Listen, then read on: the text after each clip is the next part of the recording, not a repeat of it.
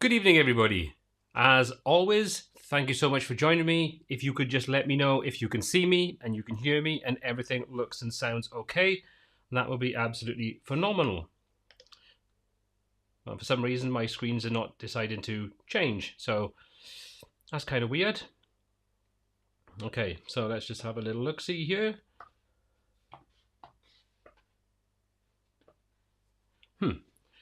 How are we looking? Can you actually see me? Can you just let me know? That would be absolutely fantastic. If you could. Typical, we'll have some teething problems tonight by the looks of it. So let's just see if I can get rid of this fixed screen for some strange reason. Let's just set my camera. Camera. Like magic. You can hear me, but you can't see me. Okay. So I'm in preview mode. Okay, I'm doing some strange things here right now, so just bear with me and we'll see what we can get to from here. Okay, mic's on, mic levels are okay, and strange. Okay,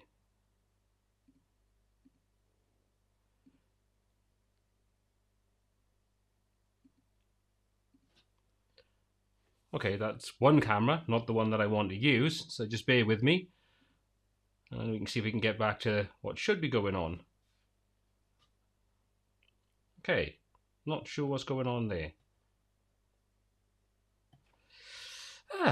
Right, really weird. Bear with me, please, everybody, while I see if I can get these things sorted out. Not really sure why this is not working the way it should do. Okay. Cameras are switching fine, but for some reason, Ecamm does not want to let me see what's going on. Okay, let's just have a quick squiz here. My apologies for this, guys. Hopefully I can get things all sorted out and we can get everything back up and running. Okay, there's the wrong camera.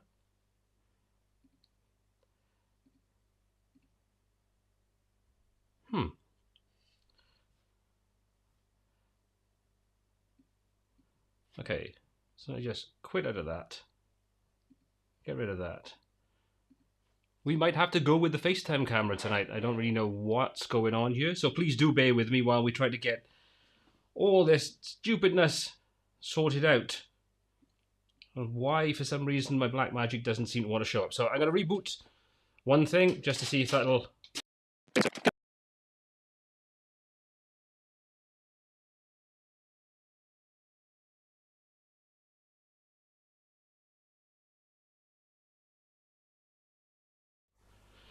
Okay, so do we have audio now and do we have picture as well? Could you let me know? That would be absolutely fantastic. Padding 50%, exactly. Okay. If you could let me know, that would be absolutely amazing. And then I can go through the usual bits and pieces, which is saying my hellos and all those kinds of things. So please do let me know. No volume. Let's kick something, get video. Okay, okay. No rush. This will be worth it. Apple chin camera. Yep. Still no audio. Okay. And we still got no audio going on. Right. Cancel that. For some reason I'm in preview mode, which I'm not really sure what's going on. Audio okay, video okay. Thank you very much, Sasa. That's very much appreciated. Okay, well, that was a stressful first couple of minutes to the live stream, which should be all about just having a beer, which I am actually drinking tonight. A couple of beers and me to get to give away lots and lots of awesome prizes and just have an AMA where you can ask me anything. Obviously within reason. So, first of all, let me just say thank you very much to everybody. 94 people in straight away. That's absolutely fantastic. So thank you everybody for joining in tonight. Let me just quickly go through and say a couple of welcomes. And, well, these are going crazy. So the audio, is the audio level okay for everybody? Because I do kind of get comments about it being a little quiet sometimes. And I just don't really want to peak too loudly. Okay. Thank you very much, everybody, for letting me know. Right, I'm going to quickly scroll all the way back up to the top of here because there's tons and tons and tons of comments. First of all, let me just quickly say thank you so much to everybody that's wished me a sort of all the success and all those kinds of things for crossing the 100,000 subscriber milestone. It's absolutely phenomenal for me. When I started this channel out, I honestly didn't expect it to get anywhere near this kind of amount of subscribers and things like that. So that's kind of crazy that that is the case. So I can only say thank you to everybody that's actually been involved in this and subscribed. Simple as that. Without you subscribing, none of this would happen. It would literally be just me sat in this very room, talking to a camera, looking at a screen, and feeling a bit of a plonker.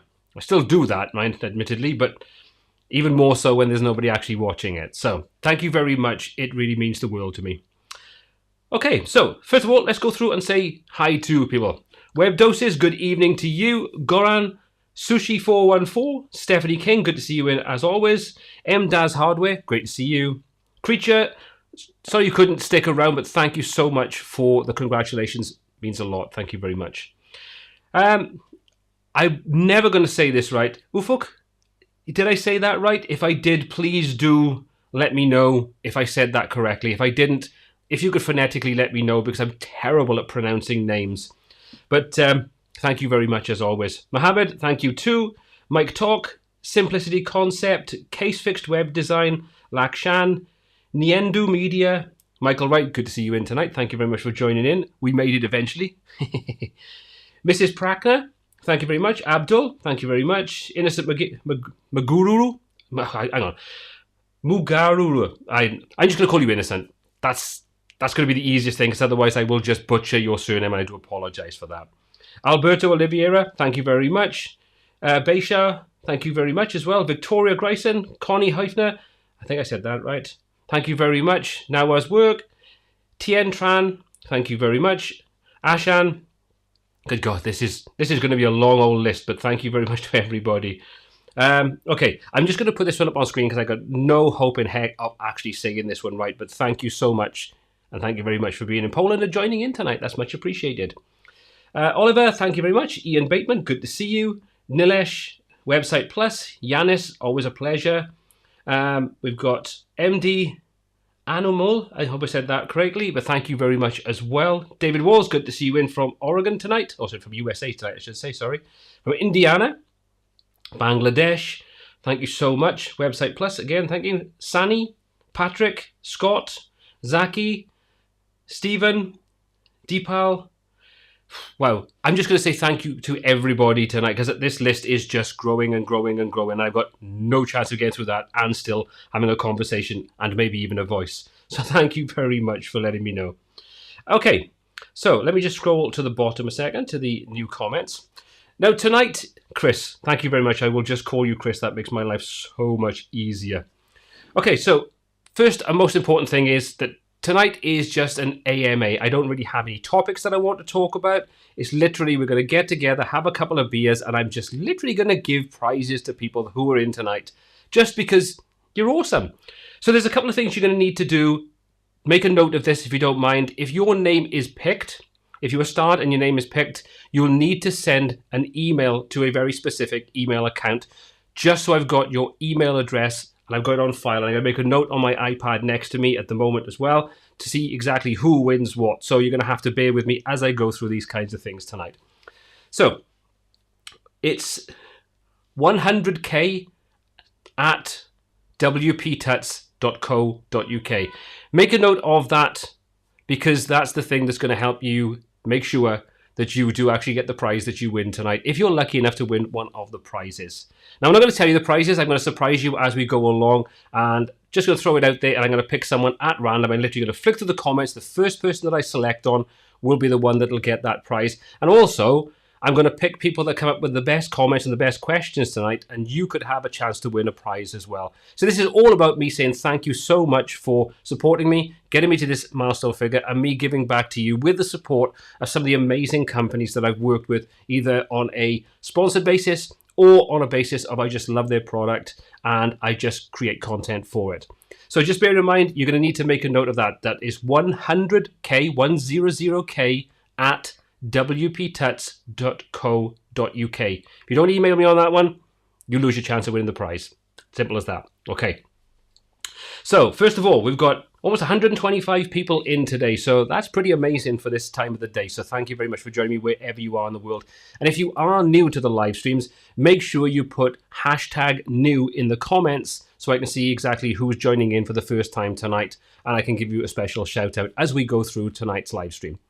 Okay, so hopefully everybody that can have a beer does have a beer, and thank you very much for joining me tonight. Thank you, Carl. That's bang on, 100k at wptuts.co.uk. Okay, so first things first then. Let's get some of those questions in. What I want you to do is put #question, just so I can see who's actually asking me questions. So, Jamie, I'm going to answer this one because you're the first one to come back up with a question. Was there ever a point where you thought to yourself, this isn't working? Every day. No, I'm just joking. Yes, you do. As being a content creator, I'm not going to call myself a YouTuber because I think it's kind of a bit of a cringy kind of term for what I do. At the end of the day, I create content. I put that up onto YouTube, and hopefully it helps people out. That's what I'm doing here. But yes, you can't help but have doubts. I mean, sometimes I can spend a lot of time creating content, researching it, testing it, doing all those kinds of things. And you put a video out there and nobody's interested, no one can care less, and you get, let's just say, 100 sort of like views on it in the first hour, 200 views, 300 views, and you kind of get to the point thinking, why am I spending my time doing this? But that's probably just down to the fact that either I'm not researching the topic well enough, or I'm creating something that I just like and I'm putting it out there. But yes, you do have those times where you just think, is it really worth doing all of this for no real positive kind of feedback on it, if that makes sense? But generally, no. Generally, I'm kind of still passionate and excited by the different technology that I can kind of come across, the different tools that I get to play about with, the different companies that I work with and interact with. Generally, it's a really, really rewarding career. I'm going to say it's a career because at the end of the day, I do more now on YouTube and things related to YouTube than I do on any kind of client work. So absolutely, it's one of those things that, yes, you do have your doubts, but I think no matter what job you do, whether you work for someone else or you work for yourself, you're a freelancer, you're part of an agency, all those kinds of things, you're going to have doubts in various different things. You know, you get a client that you don't know how to handle, you get a project that's beyond your current skill set.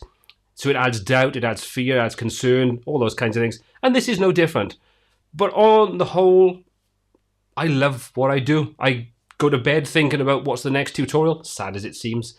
And I wake up in the morning thinking, okay, what do I need to do today to create new content, to create and hopefully enrich the community that we're all generating that's part of WP Tuts, which, again, I'm incredibly grateful for. I wish I'd done this a long, long time ago when it comes to the community, because that's been absolutely phenomenal. But just to answer your question, yes, I do get days like that, but on the whole, they are rare because the rewards far outweigh the negatives that you kind of get from doing this kind of thing. So, cool. Hope that answered your question anyway. Okay, wow, these are flying in. So let me just quickly do a hashtag question, and I will try my very best to answer as many as possible. Volker, good to see you in tonight. I just saw your face flash up past me then. And also great to see Anna. You made it in tonight as well, so great to see you as well. Okay, which actually, Anna, you popped up at the top of the screen. So say, how was the video editing learning curve for you? How did you start? The learning curve, hopefully this is something that is a curve that's still ongoing. But basically, trial and error. I mean, I started off using predominantly Premiere and didn't really like it very much, but it was one of those things, it's just, that's what you had to work with. I had the Adobe account, so I kind of just got stuck into doing that. But the biggest problem with it is not the whole process of editing and creating content, just the fact that even with a really powerful computer, unless you're spending, you know, $10,000, $15,000, pounds, whatever your currency is, on a machine that is dedicated to the sort of the fine details that you have to get the best out of video editing, it's incredibly painful to do on Premiere on a PC, simple as that. Which is the real reason why I swapped over to a Mac and I bought the Mac Mini and a MacBook Air, because the M1 Mac, which is what all the systems that I use now are, they were optimized to work with Final Cut Pro. So I used the demo of Final Cut Pro, the 90-day demo on that, to kind of get a little bit more used to it. It's such a dream to work with. Yes, it's got its quirks. It's a little bit of a steeper learning curve when you come from what's called an NLE, which is a non-linear editor, like Premiere, like DaVinci Resolve, those kinds of things. So it takes a little bit of getting used to. But the speed in which I can create content, and I can do more with my content now than I could do when I originally was using Premiere and After Effects, was worth the expense of buying those systems and moving over to the Apple ecosystem. Just made my life 10 times easier and a lot faster. So hopefully that's answered your question. But what I would say is, with all these tools, there's so much in the way of help and resources and tutorials and guides. And if you get stuck on a specific thing over on YouTube and Skillshare and things like that, it's never been easier, I don't think, to learn these kinds of tools if it's something that's outside what you're comfortable and you're used to working with. So if you're thinking about getting into video editing and you're worried about that learning curve, Anna, get stuck in. It's worth the time and effort to learn it. And there's some great resources out there. Okay, so let's go back up, and I'm going to try to work through these in some sort of chronological order. So please do bear with me as I kind of go on. Nigel Owens. I have no idea who Nigel Owens is, Jamie, but obviously he's got a very sexy Welsh voice. That's all I'm going to say. Okay, app fine. Would you consider a paid class? Yes, I would, and it's something that I am working on, but not so much in the thing that you're probably used to me creating content on, like dynamic content and that. It's more to do with the business aspect side of things and dealing with the client lifecycle. That's one of the sort of things that I'm working on when I actually get some free time. And the real reason is technology and the software that we use moves so fast. What I would create by the time I created the course would probably be out of date in a month or 2 or 3, at which point I've constantly got to be rebuilding that content. So paid content on that front, where you are working on very specific tools, which do change quite regularly, I don't personally think it's worth the time investment to create that content as paid content. That's why I put so much out for free, because when it's outdated and people moan about it being outdated, well, it's something you haven't paid for. So I don't feel like I've got the obligation to worry about when that goes out of date, that I have to go back and create up-to-date content on that topic. If it's something that's still fresh and people want to know about, and I kind of feel like these are tools that I want to cover in more detail and go back and revisit, then I will go and do it. Where some things, for whatever reason, they didn't take off that well in the video, or the software isn't being used as much as it was, then I don't need to have that pressure on me to go and create content because someone's paid me to create it. Hope that makes sense anyway. Hope that answers the question. Of course I can. Richard, it is 100K, 100 and the letter K, 4,000, at WPTuts, that's WPTUTS.co.uk. Hopefully that's got through and you're okay with that one, but I'll repeat this as we go through anyway. Okay, I'm going to pick a question and that person is going to win something tonight. So you're going to have to make sure that you are listening for your name to be called out, providing I can actually say it correctly. And I'll pop the question up on screen when I've picked the one, and you are the one that will get the first prize tonight. So let me just have a little look at what we have here. Okay. There's some cool questions in here, so I am actually gonna go through a few of these different ones. So, please do bear with me because there's so many questions going on. Okay, I'm gonna answer this one. Innocent. First of all, please make sure that you email me at that email address, 100k@wptuts.co.uk, because you are going to win the first prize. And let me just get my Face ID on my iPad. Yeah, I know, too far away. Okay, so you are going to win if you make sure that you email me at 100k@wptuts.co.uk tonight.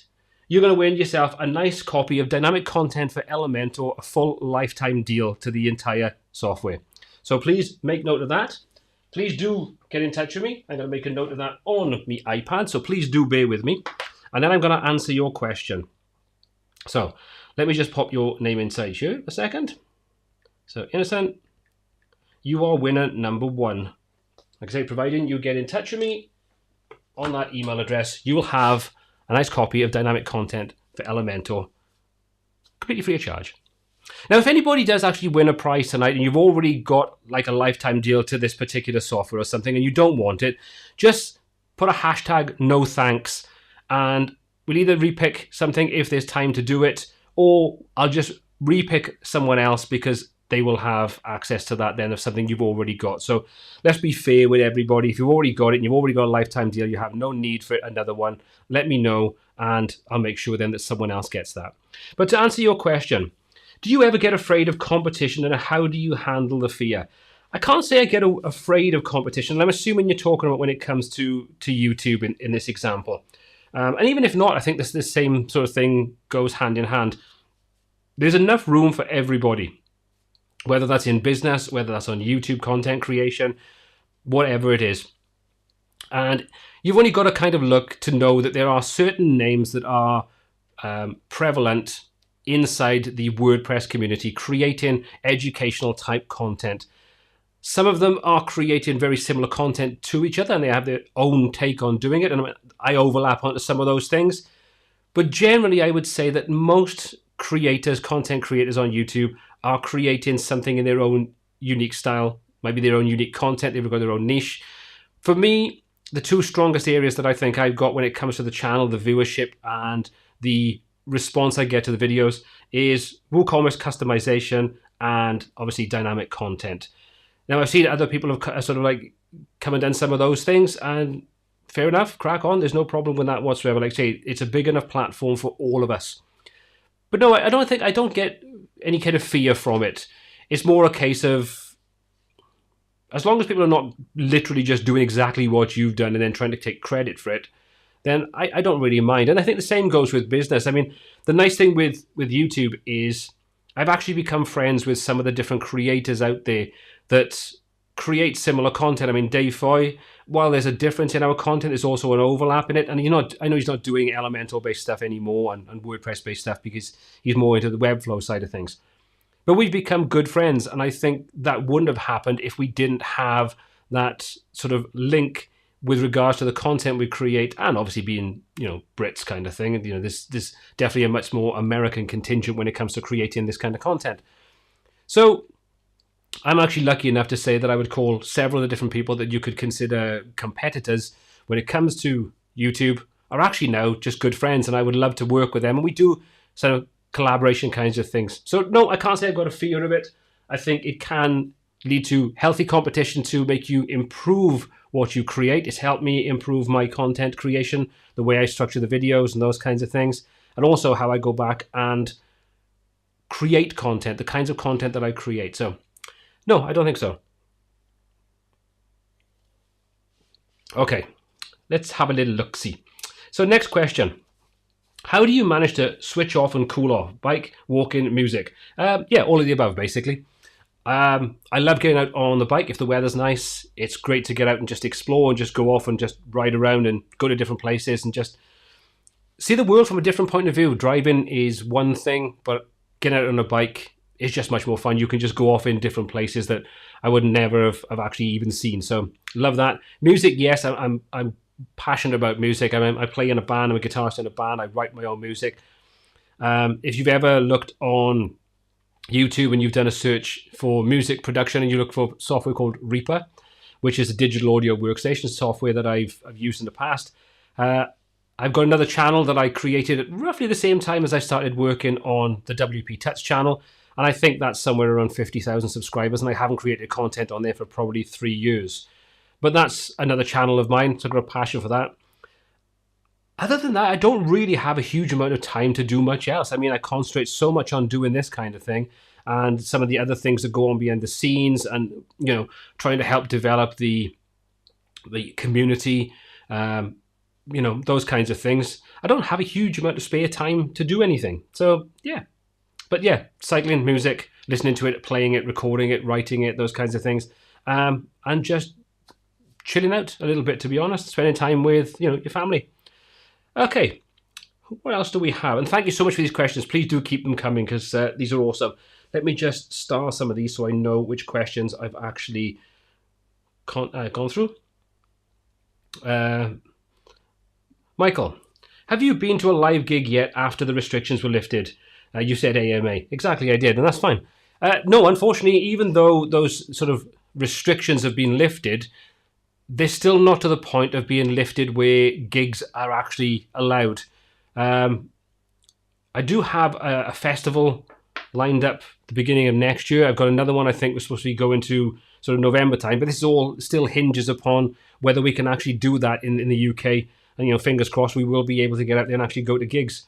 But not at the moment, sadly. Nilesh, do you have plans to create more oxygen-related content in your channel? I absolutely do, yes. I got a few other things I want to get out of the way, but I am going to be going back and taking a look at definitely WooCommerce when it comes to working with Oxygen, because I know there's the sort of like the inbuilt functionality of that. I know it's not supposed to be the strongest in the world, but a lot of people are using Oxygen, moving over to that for various different reasons, and I think it's definitely worthwhile me taking a look at doing that. Also, I'm not going to say too much, but one of the software companies that I've done some marketing for, not paid or anything like that, but some marketing and creative content for, they are actually looking to release very, very soon one of their products and moving that over to Oxygen as well. And that is something I am excited about. So you can guarantee there will be some dedicated content on that. Don't want to say any more than that, but it is something that I think a lot of people that like the content that I create on the channel will find it very useful to be able to do the same kind of thing, but in Oxygen Builder, as opposed to being limited to Elementor or maybe even Gutenberg. So yeah. I'm going to say, I hope this is Slave. How much time does it take you to create a single video? This is how long is a piece of string kind of question. The crazy thing is, I was watching something earlier on YouTube while I was getting ready to do this and making some notes and things. And one of the things was on there, if you don't feel like you are in the right space, you're looking for topics to create a video on, just to get a video out because you think I need to get a video out today, or it's a day that you say you'll release a video, maybe that's an indication you shouldn't do it. But the funny thing is, a lot of my best videos, best result videos, as in the number of views, the comments, the engagement, those kinds of things, have literally been the ones that I've had a deadline of 7 o'clock to release a video. It's 4 o'clock in the afternoon. I'm thinking, oh crap, what the hell can I create a video on? I'm scrabbling around trying to find something. I settle upon a topic. I quickly put a video together and they go like that. And then I'll have a video that, for example, like the Croco blog videos that I've been releasing, the sort of 5 that I've released as the beginner's guide. Some of those, especially the last one on listings, probably took me a good day to structure, edit, record, do all the bits and pieces, and then upload it. And in the first 24 hours, they got like 600 views, or they've got 600 views kind of thing. And you kind of look and think, how? Why is nobody interested in this kind of thing? But, you know, it's the nature of the beast. It's part and parcel of what I signed up for when I started doing YouTube. Sometimes you create content because you love the content and you want to put it out there, and you create it for search. So in other words, it will take longer to take off because you're relying upon Google search and YouTube search as opposed to being something that's on topic and on trend right now. You just have to ride that wave. It's part and parcel of it. It's the same as when you have a business of your own and sometimes you are turning business away because you have so much business coming in and so many projects and they're going. At other times you have nothing and you're wondering where your next sort of paycheck, where your next meal is going to come from. It's part of the enjoyment, shall we say. Okay, so what I'm going to do, Slave, I hope I said that name correctly. You are going to be my next winner. So I'm going to pop up on screen. I'm going to take a little look. So make sure you email me today, or at least in the next 24 hours, on 100. Let me do a second. 100k at wptuts.co.uk. And you, sir, are going to win. What am I going to give away? I know. I'm going to give you Advanced Custom Fields Front-End Forms Pro. This is a lifetime deal, so you'll have access to it. It's a 3-site lifetime deal, so you can use it on up to 3 sites forevermore without paying anything for it. So I'm going to pop your name inside there. So let me just make a note of the name. and you have won yourself a copy of ACF Front-End Forms Pro, the 3-site lifetime deal. So hopefully that will come in useful. Like I say, if you've already got it and you don't need it, just let me know and we can find someone else that can win that. But other than that, you just grab yourself a nice lifetime deal. Okay. Let's have a little look what else we have on here. Oh, there's a good one. Milan, do you think that Gutenberg will kill page builders or Elementor or Oxygen will keep their top spot?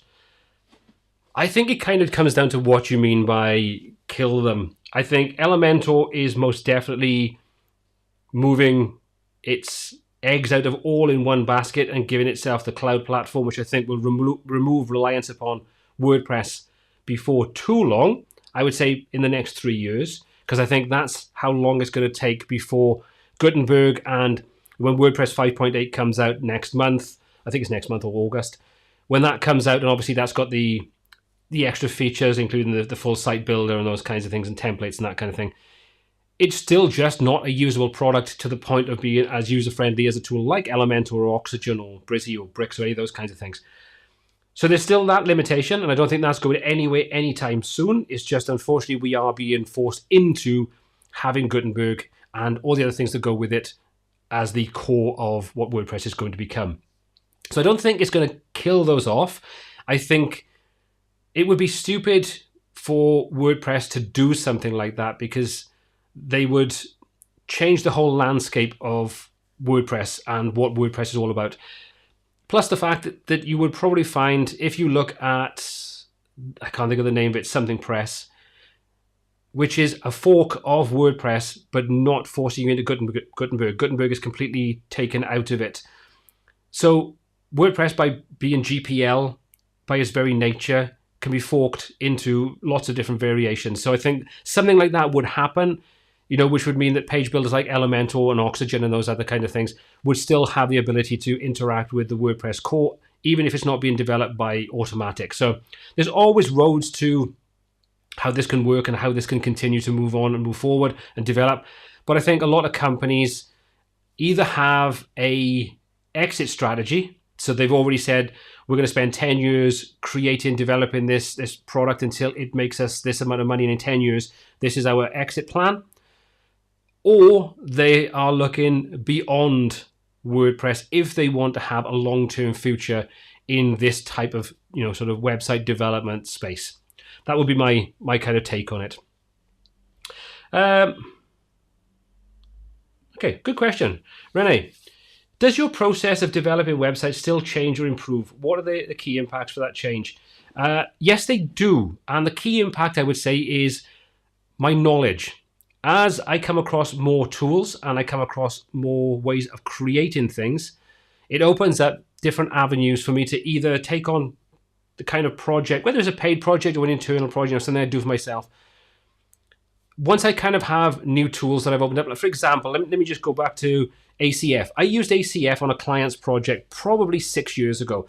And at the time, the only way you could do that was to go in and edit the single and the archive PHP files and drop in the relevant little short code pieces inside your design for the outputting of those ACF fields. So I didn't like it. I thought it was one of those things. I didn't like getting in and starting messing around with the core files. It wasn't something I wanted to do, but it was the only way in which you could achieve this, because you just didn't have the page builders with dynamic features, and you didn't have things like code snippets and stuff like that. So with those kinds of things, I wouldn't have gone back, and I don't think I would have stuck with using a tool like ACF, even though I love dynamic content. But when you started having page builders and the integration with Gutenberg and some of the blocks like Stackable and so on now have the ability to work with some kind of dynamic content, even though it's still early days for some of these tools, that opens up more opportunities. It opens up your skill set to create more unique and more expansive dynamic websites over what you could have done where you would have had to have coded in the past. So these are the kinds of things. So yes, my process is expanding all the time, but so is my knowledge base, so are the skills, so are the tools that I can use and I can have access to, which means that they all go kind of hand in hand, and you can then create and learn and build bigger and better kinds of projects. Again, hope that makes sense and answers the question. Okay. What have we got here? Pow. I hope I say that correctly. I'm studying a multimedia university degree. I'd like to know what you have studied, and if you know, what things should I do next to learn more and become better at doing webs like you. What have I done? I didn't like school. School wasn't something that I particularly enjoyed, but I went on to college afterwards, and I did things like computer programming, data processing, and some other bits and pieces. And then I went on again when I started training to become an IT tutor in sort of like software technology, like word processing, databases, spreadsheets, and eventually moving on to things like digital photography, multimedia, animation, those kinds of things, as well as web design. But I went to college and did I can't think what it was called, but it was basically how to build and repair computers, PCs, those kinds of things. But I'd already built PCs and stuff myself. I just wanted the qualification to get to do other things inside the teaching that I was doing. How do you get better at doing these kinds of things? And should you study other things? I would say stick with what you're doing unless you hate it. But the best way to learn any of these kinds of things is to just do. If you've got friends, you've got family, you've got local businesses that couldn't necessarily afford to pay you or couldn't afford to pay you a huge amount, offer your services, build websites, real world websites. It's all good to create content and web design for yourself, your own kinds of projects. That's good fun and you can learn things. But it's completely different when you're doing it for a client that has their own ideas, and you have to learn how to deal with clients, how to interact with clients, how to deal with some of the other things that go alongside building websites, the server technology, the documentation, like, your contracts and things like that. But do those kinds of things, just never stop learning, experiment with new tools, absorb as much information as you can. I take a look at your sort of photograph and saying you're in university. I'm thinking you're probably just a pretty young guy. If that is the case, which I'm thinking you are, you've got plenty of years and you've got plenty of time to just get stuck in and just absorb as much as you can, whether that's video content, getting your hands stuck in, working with clients, doing it for free until you can get paid, doing small paid gigs, side hustles. All those things are really going to help you hone your skills, build up your confidence, learn how to work on real world projects. University and colleges are great, but they are very much detached from the real world when you get out there and you start interacting with businesses, people, clients, those kinds of things. So I would say do what you're doing, stick with that, but also just do as much as you can outside that. Learn, absorb, and just expand your skills and become as rounded as you can in web design, should we say, web development, user interface, user experience, those kinds of things. Being a web designer these days is not just being able to build a website. It's so much more than that. And I would say educate yourself, get stuck in, and just really just enjoy the learning process and do as much as you can. That's what I would do. That's what I did. That's what I still do. Just get stuck in as much as possible. Absolutely love it. Never stop learning. Oh man, how did you start your channel? Please tell us an interesting story. I can't say I can tell you an interesting story. Oh, I got my first thumbs down. Yes. Interesting story. Okay. Let me take you back many, many years ago. When I was teaching, as I just sort of alluded to, I was in my 20s and I did 10 years of teaching adult education. So like I say, I was teaching, first of all, spreadsheets and databases and all that kind of boring stuff. But then moved on to getting Photoshop involved, getting, at the time, Dreamweaver and Flash and those kinds of things, and teaching people how to do things that I was passionate about. So when I was doing that, I got sick to death of the students losing the printed handouts that I used to take in for each of my classes. So I just kind of thought, okay, how can I get around doing this? So I started off, I would make them available online. I built a little website called WebZone 2000, which was just like a site to start off with for my students to be able to download the printed PDFs so they could just print them off, and if they lost them, it didn't matter to me. But the next logical step then was that I wanted to create video content. At the time, YouTube wasn't even a thing and probably wasn't for another 10 years. Yes, I'm that old.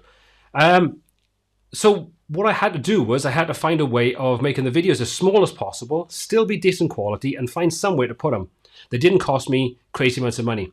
So I contacted an American hosting company through a forum that was to do with hosting. Got a conversation with them and said, look, I'd love to work with you. If you give me free web space and free bandwidth, because bandwidth was a thing at the time, at the end of every video, I will put information about your business to say this is where it's hosted and this is the company you should use. Struck that deal up for probably about 6 years, something like that. So I would create in videos. They would be an output as Flash files. And then I'd had a website that eventually ended up with video tutorials that were the video version of the printed content as well as the written version in the website itself. Did that for a good many years. Also worked with magazines like Computer Arts, .NET magazine, and digital photography and stuff like that. They had cover discs at the time, if you can remember back to those days. And they sort of contracted me to create a series of video tutorials to go on the fronts of their cover discs. And that was the first experience that I had of being paid to create this kind of content. So created that. And that's kind of where I was for a good many years. When I kind of became a web designer and set up my own business and that kind of thing, moved on from teaching, that kind of all fizzled out until probably, I'll say about 5 years ago, where I started creating content on recording audio. And that's where my Reaper TV channel kind of came up. Yes, it's still on YouTube and you can find it. They are cringy in a lot of ways. As part of that, about 6 months in, I thought, right, okay, I'm building websites, I'm doing more stuff like this. Let's start creating some videos. And I started creating content on, at the time, Visual Composer, Slider Revolution, and WordPress in general. Once I'd done that, that kind of started to take off and started to supersede the other channels that I was working on. And that's where I kind of went all in on working with WP Tuts, as opposed to what I was doing, which was 3 channels at the time, as well as doing a 40-hour work week in my own business. So that's kind of how it all started. And where it is today is primarily because of the pandemic. My business, when I went into lockdown in the UK, most of my businesses, if they wanted e-commerce, had e-commerce. So my business kind of flatlined on that front. So I thought, okay, the only thing I can do is say that goes onto the back burner for now, and any clients that need any help, I'll be there for them. But I now need to concentrate and double down on YouTube and make that into something that can cover, can make more money. Simple as that. So I doubled down on that, ended up going from 2 videos a week for about 3 or 4 months at the beginning of this to 5 videos a week at least. And that helped push the channel up. And I think in the last year or so, it's grown about 50,000 subscribers in probably just over a year, due to the fact that I doubled down and put as much effort in as I could in the last year or so since the pandemic hit. So I hope that was an interesting story, but it's kind of the origin story of how this all kind of came about. Okay. Now, Shubham, how to win the giveaway right away? I have no idea how you can win it right away, but for that question, you are going to win something. Just because you made me laugh. So, I hope you're still online. I hope you're still involved in this. So if you are, you need to make sure that you email 100k@wptuts.co.uk, and you are going to win a copy of Swift Control Pro. That's a lifetime deal, so you're going to have access to that, and that's from David Fongres, who is the developer behind Swift Control Pro, Ultimate Dashboard Pro, and the Page Builder Framework. So you have won yourself a prize. So, bet you didn't think you were going to win that when you wrote that comment. So let me just make a note. So make sure, like you say, you email me after the live stream, just so I can make a note and get all that info off you, so I can get you set up with your lifetime account on there. Okay. Okay. Right, we have lots and lots of questions. I'm going to quickly go through and find another one, and then we're going to have a little bit of a drinking session, I think. Ooh. Neil Cole, what's your next target? 100k is a great achievement, but how do you sustain the growth? Work bloody hard. What's my next achievement, or my next goal? That's a good question. I think my next goal is to move reliance away from being predominantly YouTube. By that, I mean I want to create more webinars, because the first one was a massive learning curve and I absolutely loved doing that. I want to create more, or I want to finish creating, I should say, my courses. I do want to make sure that I've got courses up on there.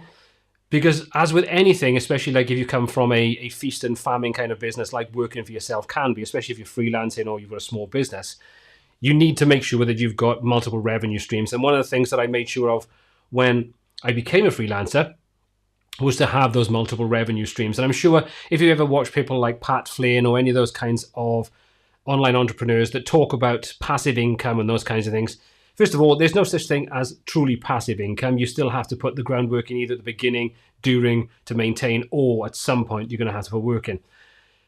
So for me, it's a case of I want to get several courses. I've got ideas for different things. I want to do more webinars this year because I think it's a great way of being able to have immediate interaction with people that you're teaching. YouTube is a great platform and I absolutely love it, and I can't say enough good things about it for the things it's actually opened up for me in the last couple of years.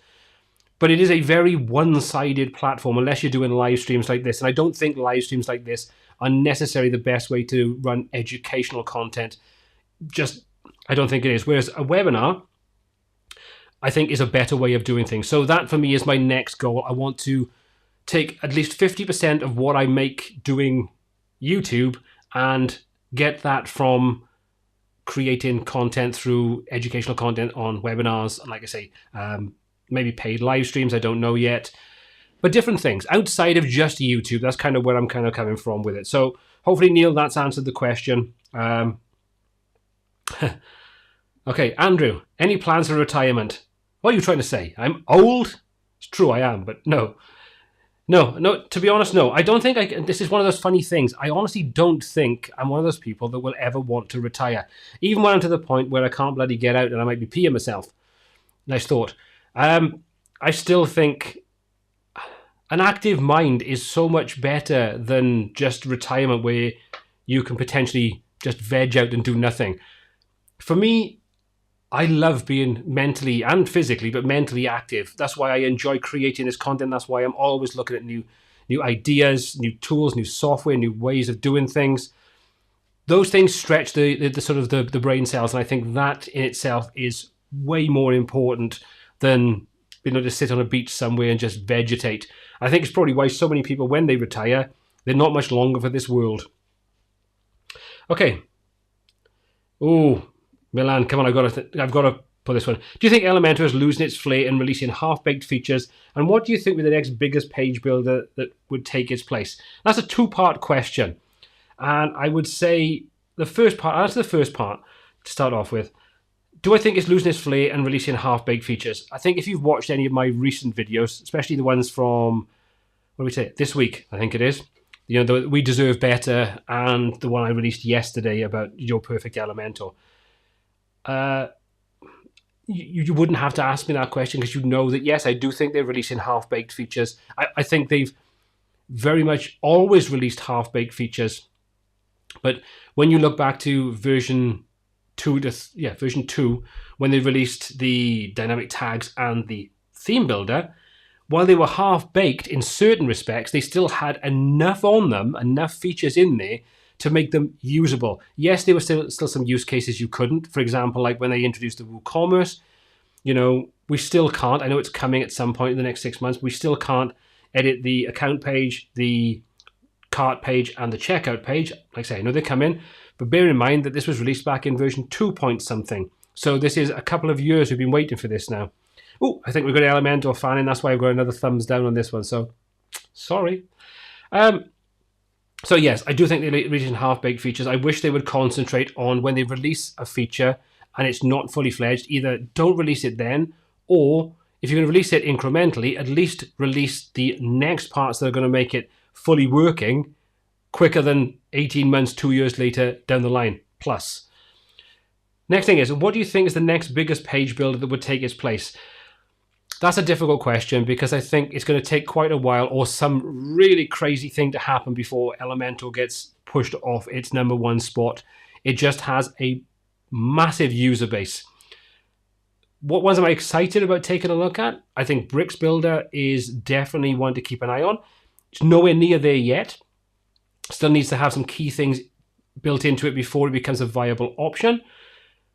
But I think it is going to be a viable option. And I'm going to release in a video either tomorrow or next week, which is going to show you one of the reasons why I'm excited about the way that the bricks is being developed. I'm going to do a comparison between the posts widget, which is one of the main widgets you're going to have inside Elementor for creating your own kind of post loops and things, in comparison to what the bricks builder allows you to do with their own post loop kind of tools. While they're very, very similar, there's a couple of things in there that are massive differences that just goes to show how Thomas over at Bricks Builder and the other developers in the team are listening to what you and I actually want, and they're building those tools for us. And I think if they keep going that way, being sensible and strategic about what they include and what they don't include, because obviously everybody wants the kitchen sink included, and then you just go the way of Visual Composer and things like that, where the bloat becomes massive. If they take those things on board, they're sensible in how they progress with it, I think Bricks is going to be one of those things that, while page builders are still an integral part to what a lot of people use, it's going to be, it's got a good solid roadmap ahead of it, and I think it's going to be one to keep an eye on. I really do. It's one I'm excited about, and I haven't been excited about a page builder this much and since Elementor, the free version, came out probably about 4 years ago when I started creating content on it. So hopefully that's answered that question to the best of my ability. MDAS Hardware. How to master ACF. Get online, learn as much as possible, experiment with it, get stuck in and figure out how the features work together and use it. If you're going to work with clients with it, whatever it is, use it. That's the only way you're going to master it. You can have all the tutorials in the world, but the reality is, unless you implement what you're learning, it won't stick.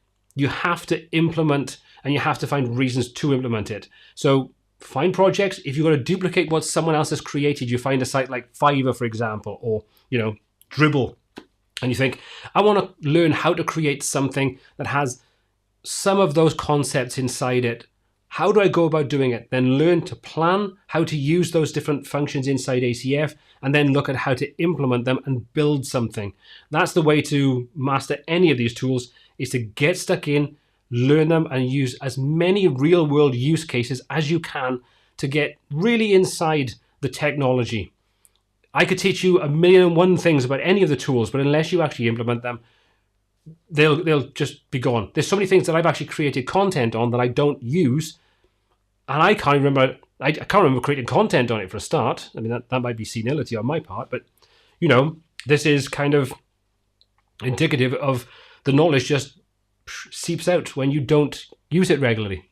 So that's what I would suggest. Okay. Now, how do you keep going on on your lows, less views, etc.? I'd be lying if I said that you don't get days where that just really gets you down and you just kind of think, why am I bothering? But if you're the kind of person that you let those things get you down, and there's no disrespect to anybody that has that, everybody's different, it can be very difficult. I'm one of those people, thankfully, that even if I get a couple of days where I just feel flat, down, whatever, it doesn't take me long to come out of that funk, as it were, and come back with a bit of a fighting spirit. It's like, right, fine, okay, that didn't work. So what didn't work about it, and how do I improve upon that? Everything in life is a lesson, and everything has something to teach you. Whether it's a good lesson or a bad lesson, it's still a bloody lesson. So learn from it, but never be afraid to experiment. I think this is the thing. It's like, if all I did was keep recreating the same thing, my channel would be full of header and footer tutorials, transparent header tutorials, beginner's guides to using dynamic content. There'd be like at least 50 guides of that on there, and probably how to build a WooCommerce website. That would be it. But I enjoy the experiment, and sometimes those experiments pay off. Sometimes they take 6 months, a year. I mean, the crazy thing is I've got videos that I did 2 years ago, and to start off with, they were like that. And then at some point, for whatever reason, either they've been shared on things like Reddit or they've just been shared, the traction starts to go up. YouTube looks at that, sees more people are interested, there's more interaction with it, and then suddenly they're going up and up. I mean, a good example of that is I created a video probably 18 months, maybe even 2 years ago now, on login, registration, and lost password. Because if you looked at most of the tutorials that I did at the time, they were how to create a registration page and a logout page, but they never covered a login and a logout page, but they never covered registration. So there was lots of people asking how to do registration. So I created a video including that in this, all three aspects of it. And that video now is sitting at around over 270,000 views, and it gets on average 7,000 to 10,000 views a month.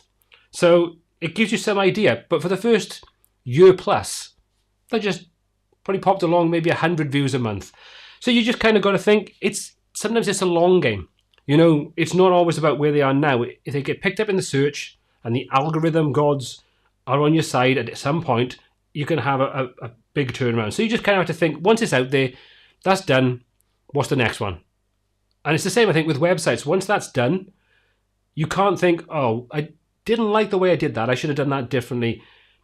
You just have to take that knowledge and move on to the next thing and think, right, that's done, let's take that skill, let's take that knowledge, things I've learned, apply this to the next one. Same with YouTube. Okay. This is a good one. So Shubham, you're not going to win another prize with it, I'm sorry, you've won your one prize tonight. How to start when there are no views on your videos and be consistent, as we are so much for instant gratification. That is the most difficult part of YouTube. And I would be lying if I said any different. Sometimes it can take you 100 videos before you get any traction. You might get a dozen videos, views, you might get 50 views, But if you don't create content, you never will get views. Become parts of the community where you see questions and you see questions come up time and time again. And we'll go on the web design side of things, but it could be anything. You'll get questions coming up time and time again. When you see that, you create content on it. And then when you create content on it, if it's timely and the questions are still there, excuse me, you can go back to those questions and you can say, oh, look, this is what I've done. And if you want, I've created a video on it. So have a look at this if you want to. This will probably help you out. So what you're doing there is you're starting to generate good standing inside those groups because you are being helpful. You're creating content that there's a need out there for. It might be a small need, but a need is a need regardless. And if that's not being answered by any other YouTubers out there or content creators, tap into that. That's what you've got to do. But if you think, if I create 100 videos and I still get no views on there, do I still want to do this? But if you think you do 3 videos and you think, I'm getting no views, I don't want to do it, YouTube wasn't for you in the first place. It's as simple as that. It's not an easy game. It really is not an easy game. You look at some of the big YouTubers like PewDiePie and things like that, and they get millions and millions of views on their videos. But I bet you they still go through exactly the same insecurities and worries and things like that that a YouTuber that gets 5 views on their video does. Is the content making any good? Is there any point in doing it? And you've got to think everything is proportional. If you consider 1,000 views for a YouTuber with 100 subscribers is massive. 1,000 views for someone like PewDiePie, that's a failure. So it's all just relative. But you've got to stick at it. If you don't stick at it, it wasn't for you in the first place. And don't waste your time to start off with, is what I would honestly say. Okay, Darren Moore. Do you still use the Adobe Suite, Creative Cloud, or have you switched over to the Affinity Suite? I pretty much use the Affinity Suite for 99.9% of things. I do still have a Adobe Cloud account, but that runs out in August, and I don't think I'll be renewing it. I just don't see the need for it. All my video stuff now is done on Final Cut and Motion. All of my graphic design work, 99% of my graphic design work is all done in Affinity Photo. If I want to do publishing, I use Affinity Publisher, and obviously I've got Affinity Designer if I want to do any vector-based stuff, which I suck at anyway. So, incidentally, if you haven't already bought the Affinity Suite and you're thinking of it, you want to jump on it because it's ending soon and the 50% off will be gone. So the fact you can pick up the entire suite for about $75 is insane value for money. Okay. Let's say we want to pick someone else now. So I'm going to randomly pick someone. So I'm literally just going to scroll. Actually, I'm going to jump out these questions. We'll come back to the questions in a moment. I'm literally going to go and scroll through to any of the comments that have been put on there, because I've been looking at just the questions until now. So I'm literally just going to pick the next one that kind of comes up. Which I can't do that one. Right. There we go. It's 10:10. It's after 5 in the UK. Should I have a beer? Jamie, if you have to ask that question, if you have to ask it, you need to have a word with yourself. You're making the wrong life choices. Yes, you should have a beer. Okay, now, you are going to win something just because you can. Okay, so let's have a little look. Jamie, make sure you email me on that email address, which is 100k@wptuts.co.uk, and you are going to win. What am I going to pick? What am I going to pick? I'm going to let you have... Okay, you're going to have a 1-year personal license for the Blocksy theme. So you get full access to the full Blocksy theme for 1 year with a personal license. Just so you can have a little play about with it and see if you like it. Hopefully, that'll be a bit of fun. Like I say, if you already got these and you don't have any use for them, let me know, because I can then make it available for someone else. Okay, so let's just pop your details in there. Jamie. But congratulations, you just won yourself a year's supply of Blocksiness. Okay, cool. I need to make sure I get through some more of these prizes because I've got loads of prizes here to get rid of. Noon here in the States, Coke Zero. Oh, come on.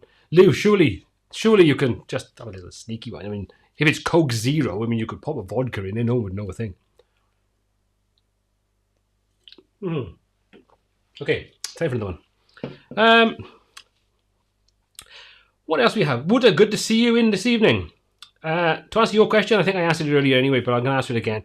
When are you going to do some follow-ups on Oxygen? Hopefully in the next couple of weeks. I've got a few plans of things that I want to do right now. Let me put that under the table so it doesn't make a lot of noise.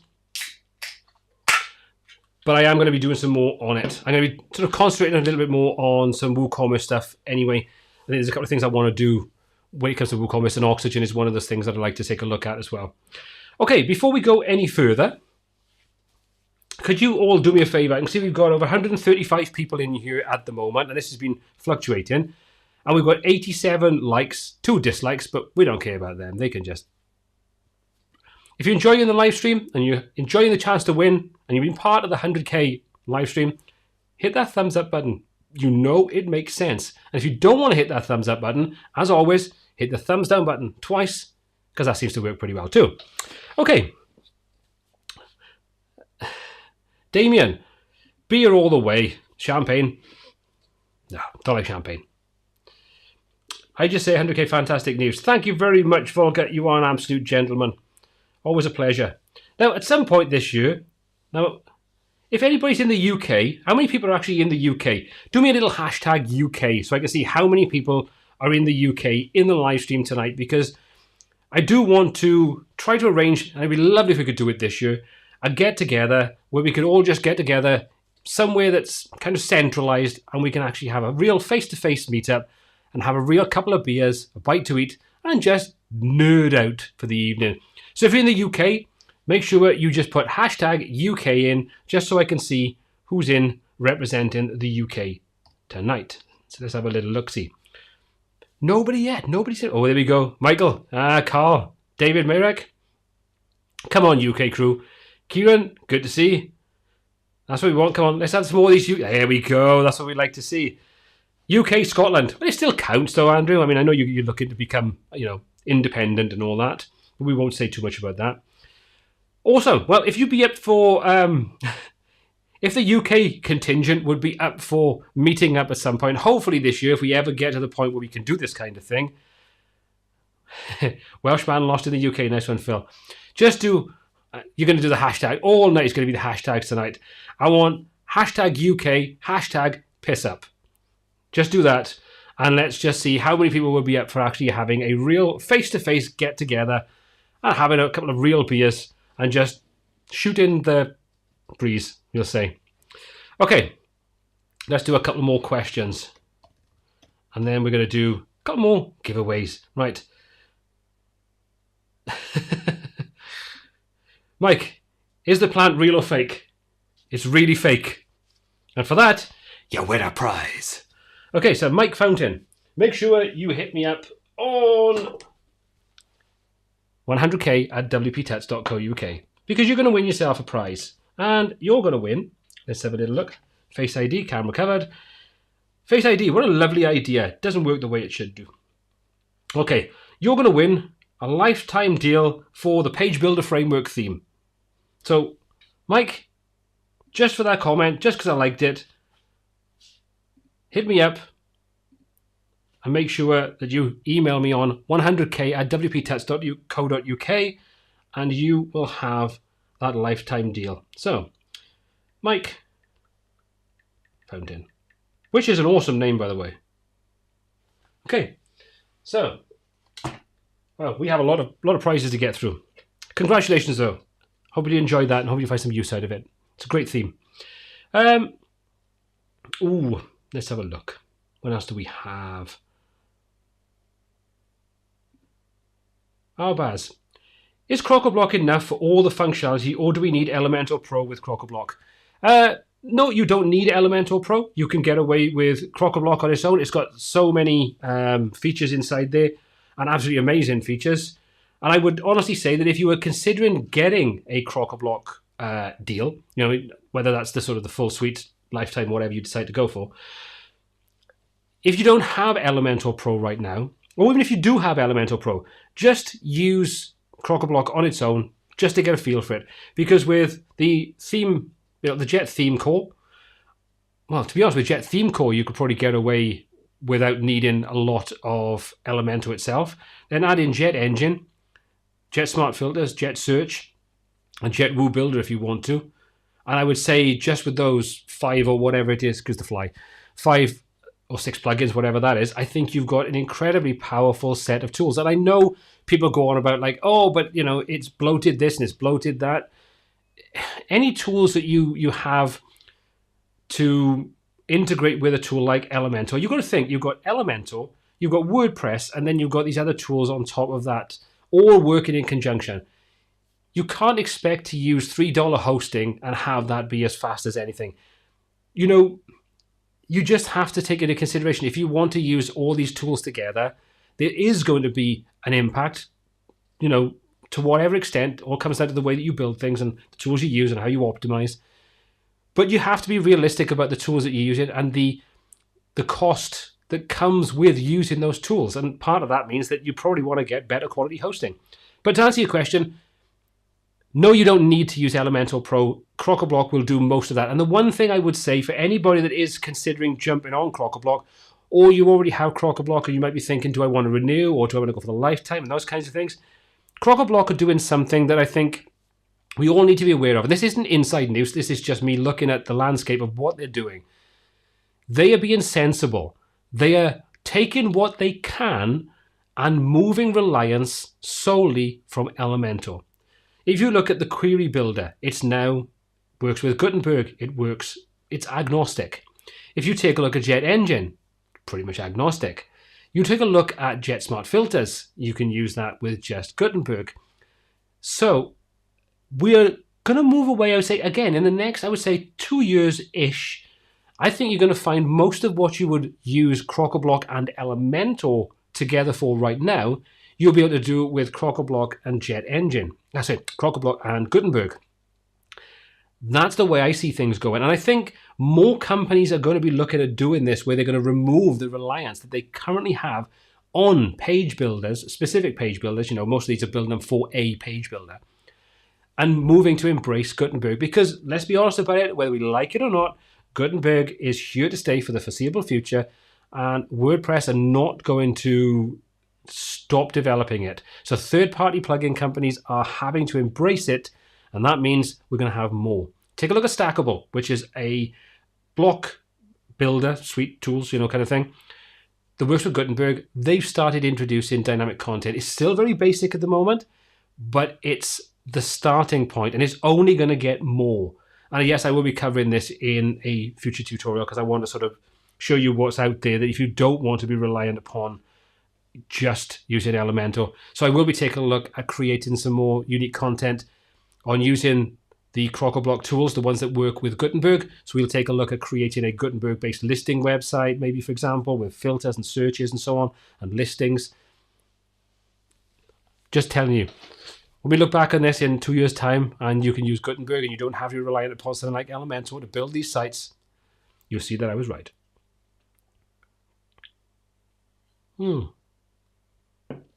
Okay, Mastigma. Do you think designing a website live on Twitch, YouTube would be interesting to people? I think if you've got the audience that would be interested in learning that, yes. I mean, if you look at Permaslug, who works a lot with Oxygen, he does a lot of that kind of thing, and he's getting some good traction on there. He was getting several thousand views on those live streams, which is great because live streams, by their very nature, unless you've got a massive audience anyway, or you are predominantly a gaming channel or something that really resonates with live streaming, you know, really, really well, you don't tend to get massive numbers. So as long as you're happy with those kinds of things, and you're open to that being the case, and you're looking to do it, go for it.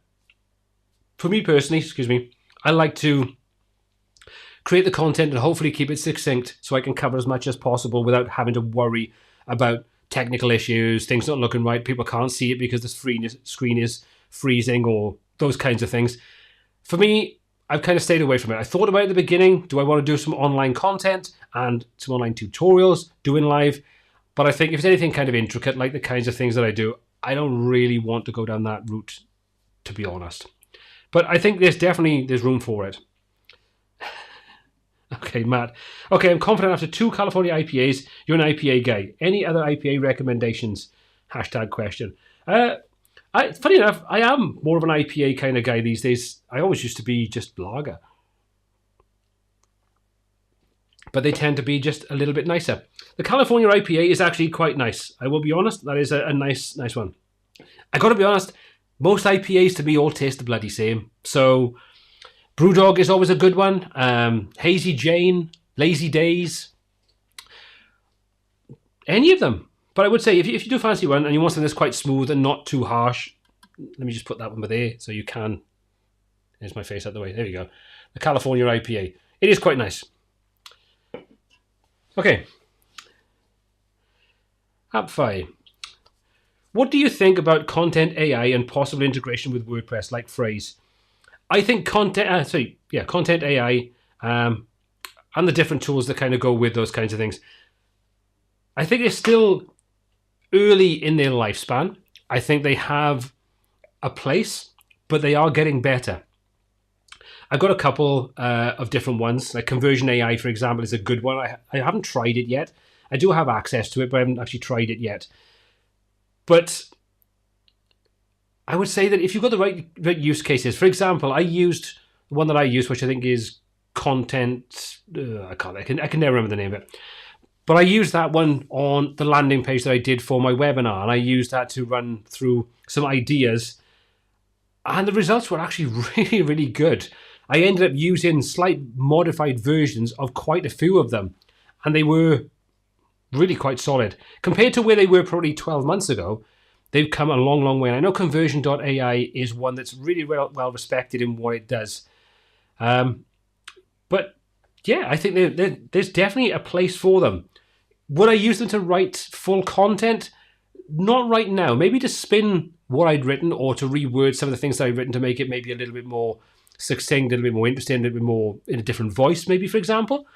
But using it for content structure, for landing page creation, if you're not strong in copywriting, they are very good ways of doing different things. So yes, I would say there's nothing wrong with using them, and I would say test them and see what kind of results you get, and cherry pick the best results if you get good results. But they are growing in the quality in which they produce, the content. So yeah, I don't think there's anything wrong with that at all. And Phrase is a really good platform as well. It's one I picked up on AppSumo quite a while back, but it's a very, very good platform. Okay, so let's just see if there's any hashtag piss-ups going on. Haha, that's what I like to see. Okay, yes, so I think we've probably got enough to fill half a pub in December. Ooh. Now the question is, would we be allowed out, or would we be locked back down by December? That's the question.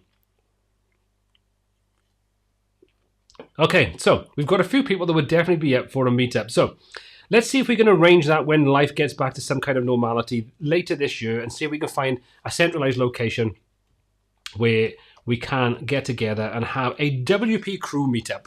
That would be awesome. Hopefully plenty of you will be down for that. Okay, let's have a little look what other questions. I'm going to go right to the bottom now so I can get some of the latest ones. What have we got? Oh, good question. Miss Prackner, how does your significant other support your work? By staying out of my way most of the time, because I can be a grumpy old git when I want to be.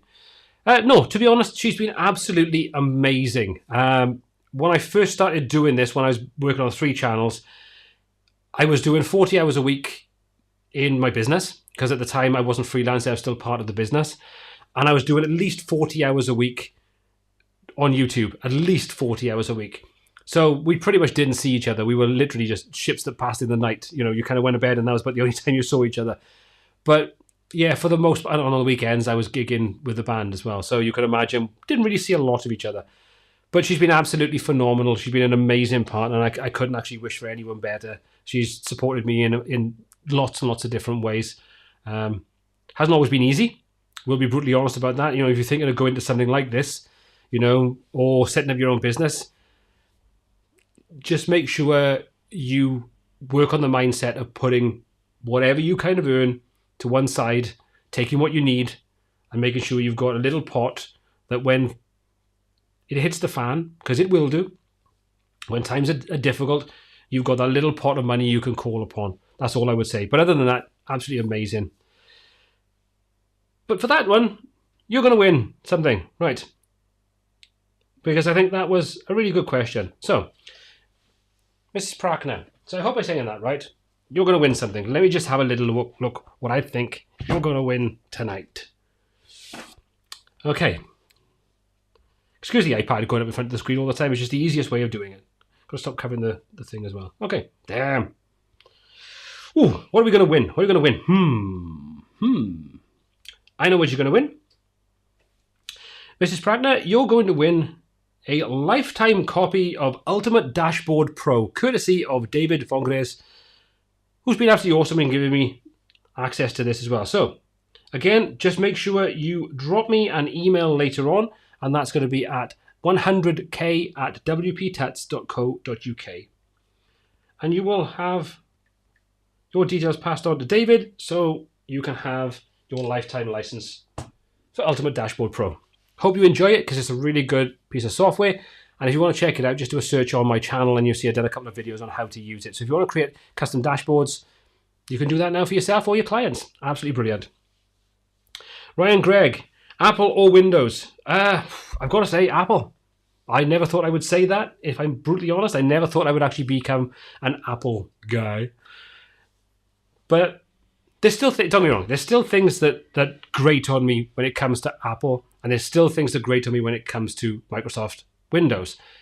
But on the whole, the ecosystem that Apple have created is just really, really good. Yes, it can be glitchy at times, but you have Apple software on an Apple-based system, and it's just awesome. Like I say, it's why I moved over to the M1 Max, and that's why I'm really looking forward to the new Max coming out when we get the M2 or the M1X or whatever we're going to kind of have it called.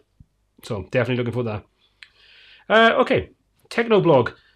Is the above one a photo frame or a painting above you? It's a photo frame. It's a photograph I took on my way to work one morning of an amazing sunrise over the hills and everything right the way through. So yeah, there's a what's called an inversion, which basically means, if you don't know what an inversion is, when you have a valley and you have all the clouds sit in the valley, so it's completely clear above, but all in the valley you've got loads and loads of blankets of clouds, and then you've got a sunrise or a sunset on that, and it just lights it all up in golden colours. That's what that is. And maybe I'll show that one day and take a photograph and show you it. But yeah, that's what that is. Ooh, good question. Favourite place to visit in the UK? Wow, that's a difficult one. There are so many amazing places. I would say probably at this point in time would be up around North Wales, where you've got Snowdon and Snowdonia and things like that, because it's a very harsh countryside, but it's an amazing location. The mountains, the views, the lakes, just absolutely phenomenal. So if you ever get a chance to come to the UK, or if you're in the UK and you've never been there, I would highly recommend going to North Wales and taking a look around the Snowdonia National Park. It is absolutely beautiful. So, ooh, okay. Good question. Ashutosh, I hope I said that correctly. Share a horrible client story back when you were new into freelancing. This isn't when I was freelancing. This was when I was actually part of the business, but technically it's the same thing anyway. Okay. I can give you two, but I'll give you one simple one. This wasn't a web design one. This was a branding one. Had a lady come in to see me, and she was opening a cafe to do with bikers, because in the area where I live, because we're sort of like not that far from the countryside, and we're sort of like near the Black Mountain ranges, and you've got there's just mountains everywhere around you, just national parks and things. It's really popular with bikers, as in motorbikes. So they were opening a cafe up, which was a motorbike-based cafe. So they wanted a logo design for this. And when she came in, we had the meeting, and one of the things that I stupidly said was, when she asked me a particular question, I said, well, we've had nobody that's kind of come back and hasn't been happy. But literally every time we've done branding, we've always created a brand that the company or individual has been happy with. And we've never had anybody complain or go away not happy. And that should have been a red flag when she answered that question, because no matter what I did, no matter how I handled it, was never going to be right. And it was one of those things that she came in with an idea, and that's the logo they ended up with. So I think it was one of those things that came in with the idea, that's what they wanted, and no matter what I'd done, unless I just literally duplicated that logo, I was, what do you say, S out of luck. I was down from the beginning. There's nothing I could do about it. So, yeah. All I would say is just be careful what you say sometimes, because you'll always have a potential client that will come in and they will just be awkward for awkward's sake if you maybe make a statement that they might think you can't back up. So, I also had one other person that was wanted a website that was children's clothing and children's toys and things like that. It's an e-commerce website. And that project was, well, it never actually fulfilled. That was the first client that I fired. Because, again, it was one of those things that the goalposts continually changed. The design you supplied was never the design they were happy with. And even when they were happy with the design and signed the design off, you heard nothing for a month, and they come back and go, yeah, we don't like the design anymore. So then it was expected to design another design and another design. And it got to the point where things were getting a little bit sour, because when that email came in, you kind of got to the point, it's like, I've got better things to do with my life and my time than deal with this kind of shizzle. So that was the first client that I fired. And that was a weird experience. If you've never fired a client, it is very, very weird to put yourself in a position where you're the person is being paid to do a job that sacks the person that's paying you, for want of a better word. But never be afraid to do it. If you haven't seen my video on how losing a client or sacking a client or getting rid of a client for whatever reason can actually be a really good thing, check that video out. I think it's called I Lost a Client Today and I'm Happy. Have a look at that video. It might open your eyes up, because it's amazing how it can affect your mental health. Okay. Good question, Wiki Design. And for this one, you are going to win a prize. I'm just going to mark you off on that one because it's a great question. How do you approach companies to create sponsored marketing videos, or do companies reach out to you to create sponsored videos? Two-part question again. So the first one is, no, I don't reach out to companies anymore. When I was doing my audio production side of things, I reached out to a few companies. And if anybody's in the audio world, you'll know like a company called Toontrack. That's one of the big ones that do things like the drum machine, drum sampling software and mixing software and things like that, and build up a great relationship with the head of PR there. So whenever a new piece of software would come out, I would have it for free, and I would just create video on it. No obligation to create a video, no obligation to give a positive review, because I don't give reviews anyway. Just a demonstration of how the software works.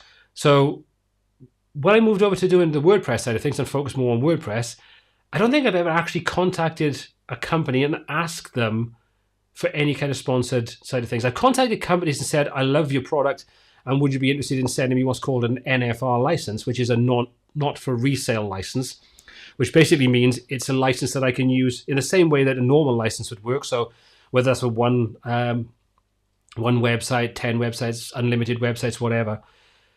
So it means that I couldn't give it away or do anything with it. I'm literally bound to just be able to use it for internal purposes. And then sometimes I create content on it and sometimes I don't. You know, it all comes down to, I like the idea of something, I've seen something or it's been recommended. I've contacted the company and asked them, would they be interested in sending me a license for the potential to create an educational video on it, maybe in the future. And most of the time I get, you know, actually I don't think I've ever been refused on anything like that, even when I was a smaller channel. How do I approach companies that reach out to me?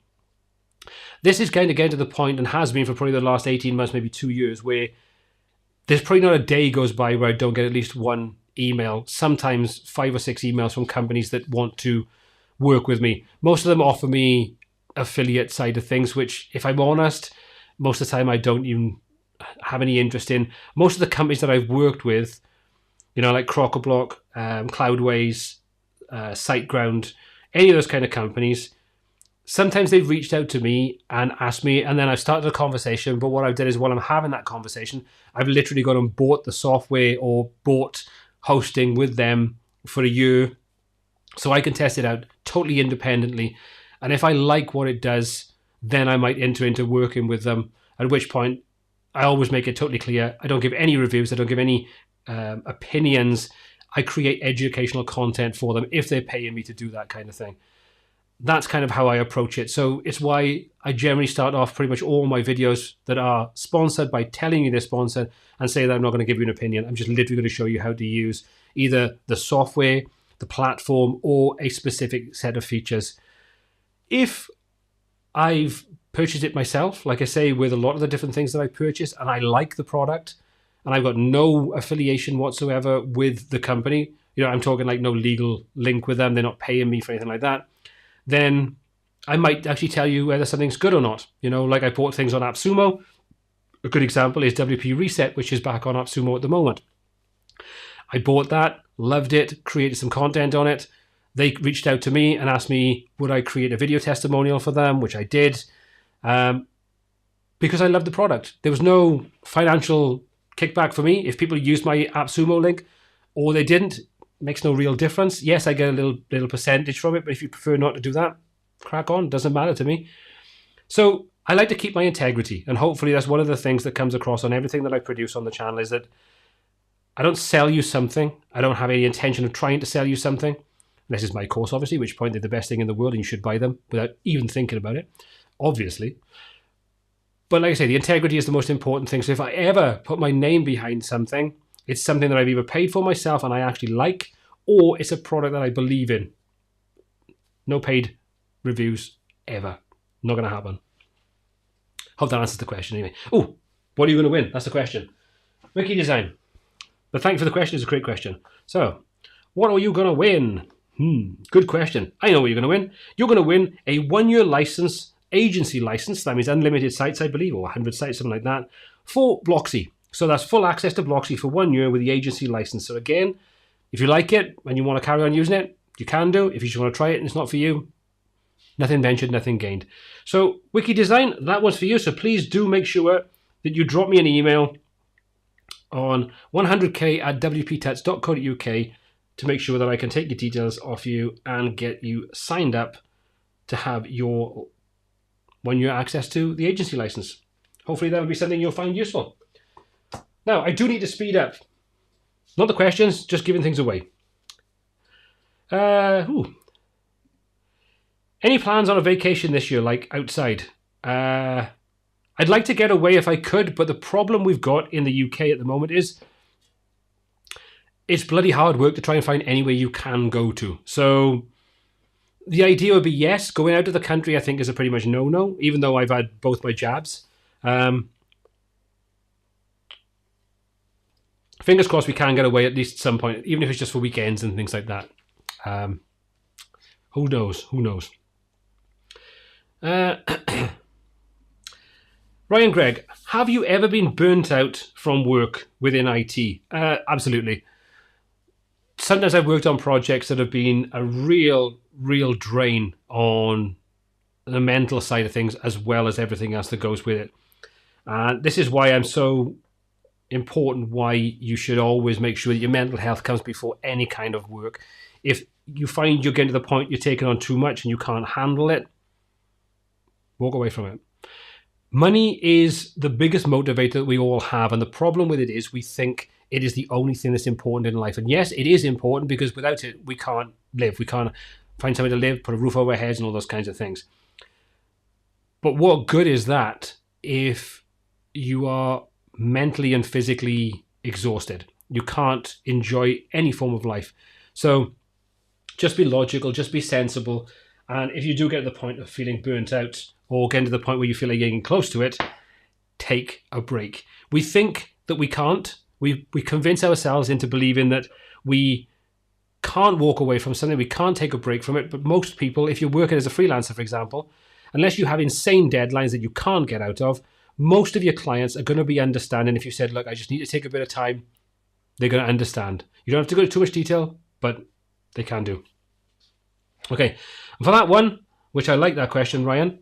No, I'm just checking. I haven't already put you down for a prize. No, I haven't. So, Ryan, you're going to win something tonight. And what you're going to win is a lifetime access to dynamic content for Elementor. Again, like I say, if you've already got this and it's not something you want to use or you have no use for it, just let me know. Drop me an email and we'll find someone. I'll just repick someone and we'll find some way of redistributing this. But Ryan, providing you don't have that, you now will have access to a lifetime copy of dynamic content for Elementor. And that's the professional plan. So let me just pop your name in here. But congratulations. Okay. I'm going to pop that there out of the way.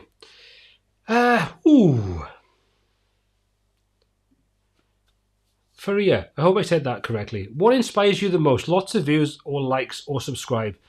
I would say two things. Views is always good because views then leads to potentially more likes and more subscribers.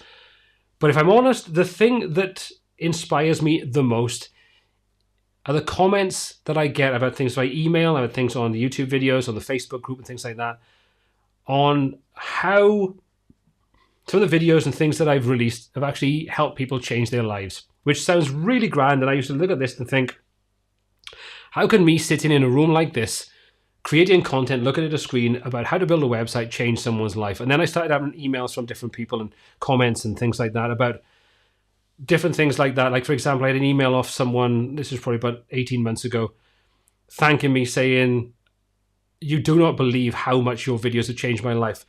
We, as a family, he's a sort of young guy, I think he was, with a wife, and I think at least one child. They were living in quite a rough area, whatever country they were living in, somewhere in Europe, I believe it was.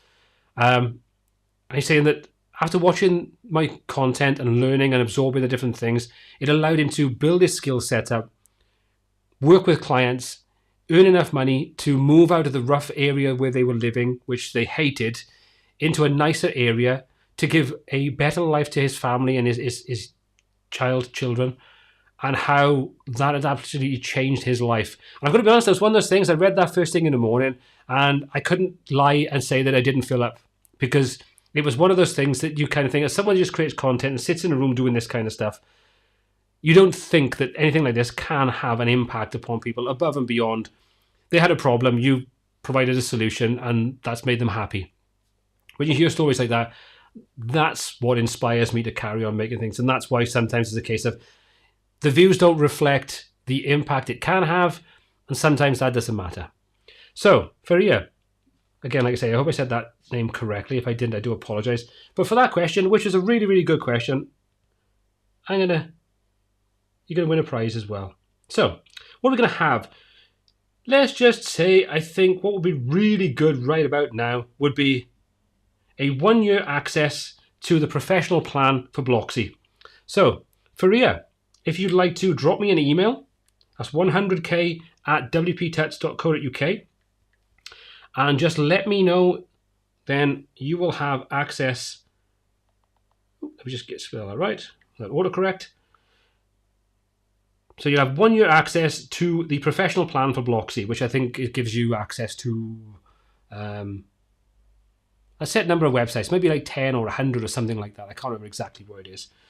But yeah, so thank you very much. That's an amazing question. So let me just pop in your surname.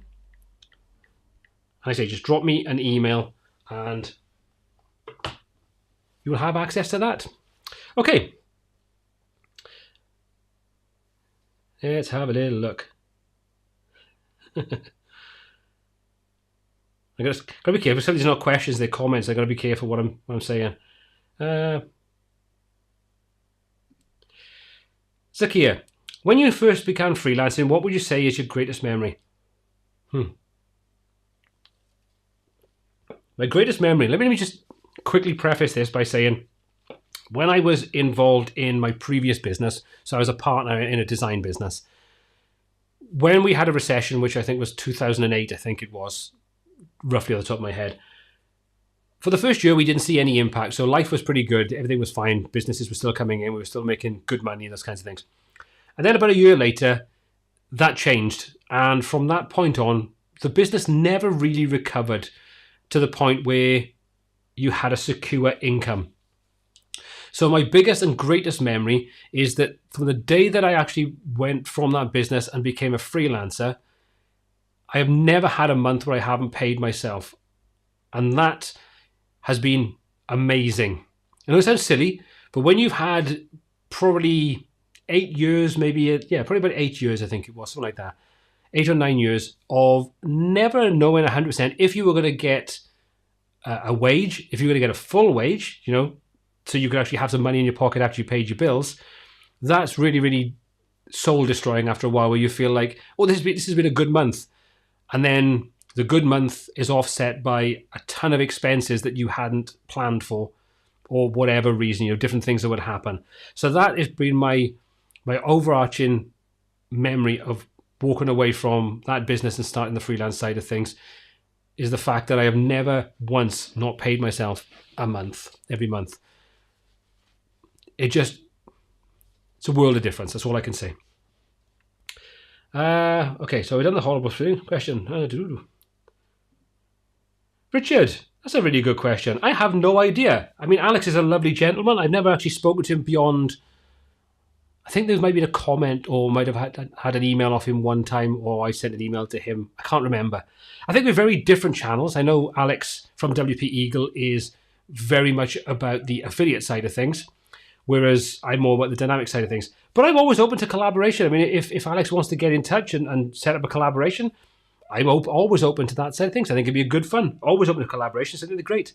And if you'd like to come on to one of the live streams, again, I'm more than open to that. So Alex over at WP Eagle, if you're interested in doing something like that, and we can talk about affiliate marketing and affiliate websites and things, because I'm sure there's a lot of people would enjoy that, by all means, hit me up. And Richard, for that, you win a prize. And what prize is Richard going to win today? I really should have one of those big tombola things and just turn it round so we can get a... Anyway. Ooh. Richard, what are you gonna win? Ooh. Okay, this one is going to be a weird one, because I don't actually use this. This was one of those things that was set up by Sergey over at Blocksy with one of his contacts. So this is very much a thank you to Sergey. Design Modo. You're going to have access to an annual design modo of postcards. I will send you information. So drop me an email at 100k@wptets.uk and I will set you up with details for that. So Rich, if you'd like to drop me an email, you will have your access to that plan for the next 12 months. Okay. Ooh. Is it okay to gift Croco license to someone? I honestly don't know. I don't know the legality side of things. I don't know how they work with that. Are you talking about the full lifetime, or are you talking about a single lifetime license? As in, you've got the lifetime deal and you want to give them one license out of your lifetime deal. I honestly don't know the legal side of things there, if I'm honest. I suppose it would probably work on the same lines as a client, that it's tied to your account, and therefore if you wanted to revoke their access, you could do that. But yeah, I don't know. Okay, Niendu Media. Please tell me how to deal with imposter syndrome. Really important for me. Please answer me. Thanks. Niendu, how to deal with imposter syndrome. Everybody, I think, suffers from imposter syndrome. I suffer from imposter syndrome. I did when I released the webinar a couple of weeks back. I do when I release certain different types of content. And the same goes for creating things like training courses and online courses and things like that, where when people give you money and you exchange that for knowledge, if you don't feel confident in your knowledge, it's very easy to feel like an imposter. But the one thing I would say to you is, and this is something that I think always sticks in my head, is people are not paying you to be omnipotent. In other words, they don't expect you to know everything. But as long as you know more than them and you can answer what it is they want to know, or you can provide the solution to what it is that they're looking for, you're not an imposter. That's the thing, is you're only an imposter if you fake it. In other words, you say, I know everything about mechanics. I could build an engine with my eyes closed. And then someone says, change a spark plug. And you go, what's a spark plug? You know, that's an imposter. That's the one that's lying. But you wouldn't be expected as an automotive engineer to know every single engine. And I think the same goes with technology. There's only so much you can realistically know. But as long as it's more than the person that's actually looking to pay you to build that or answer that question or provide a solution, you're not an imposter. You just know what you need to know to be able to fulfill that. If you don't, and the thing that I always learned very early on is don't bullshit. Simple as that. If you don't know something, don't expect someone to pay for it and don't bullshit them. Be honest, open and upfront. And if you don't know something, they ask you a question they don't know and you don't know something, and I learned this very early on in teaching, be honest with them and say, look, to be honest, I don't really know the answer to that, but what I will do is give you some details, like a phone number or whatever, or if you're teaching a class or something, say, but what I will do is I will go away and I will look into it and I'll come back and answer that question for you by email, by phone, another day, next class, whatever. You will get more respect for that because you're honest, and people will look and think, okay, that person's human. They don't know everything, but they're willing to go away and find out and come back and help me. Those things are invaluable. So look. I'm going to take a look and find a couple of questions now. Right, I tell you what I'm going to do is I'm going to jump back out of the questions for now because we've done a lot of questions and we're back into the comments. Now, there's lots of comments in here. So what I'm going to do is I am literally just going to ping through until I find something. Because if you haven't got a question, it's only unfair if you don't have an opportunity to win some prizes as well. So I'm literally going to not look at the screen and I'm going to click on a comment. Okay. Whew. Now as. So let me just have a little look. I'm not going to ask you a question right there because that's a difficult one. We've already kind of covered those kinds of things. But what you are going to do is you're going to win something. So now as, make sure you hit me up on 100k at wptuts.co.uk and you're going to win.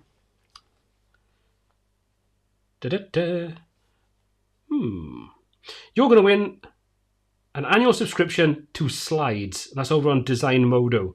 So let me just make a note of that. So now, as if you could drop me an email, you will get access to that particular service. And hopefully that will help you in your everyday career. But to answer your question, it's a difficult one. Join business groups, network, talk to businesses that are local to you, ask family, friends, and anybody else you know. Look at places like, I hate to say it, Upwork and Fiverr and things like that. But also get involved. If you use particular software and tools, get involved in the forums and the Facebook groups and things where people that are involved in there hang out, because there are still people that ask to have people build websites and things like that in those kinds of groups because they know people that know what they're talking about will hang out in there, and therefore it's a good place to ask people to build websites for them and things like that. Kieran, are you planning on putting the 100k YouTube plaque on the background of your videos when you get it? In some place, yeah, I can't exactly do it in here, but there's plans to have something else, a more permanent structure for the YouTube channel and the live streams and things. So yes, that will be part of it. It will be highlighted in it. Because I gotta be honest, I'm kind of super proud of it. Bear with me a second, Kieran. because I just want to make sure. Okay, Kieran, for that question, you're going to win a prize too. You're going to win. Hey, what are you going to win? You're going to have 1 year access to the professional plan of Blocksy. So Kieran, drop me an email, 100k@wptets.co.uk to get access to that goodie. So let me just pop your name in there. Kieran Briggs. Awesomeness. Okay.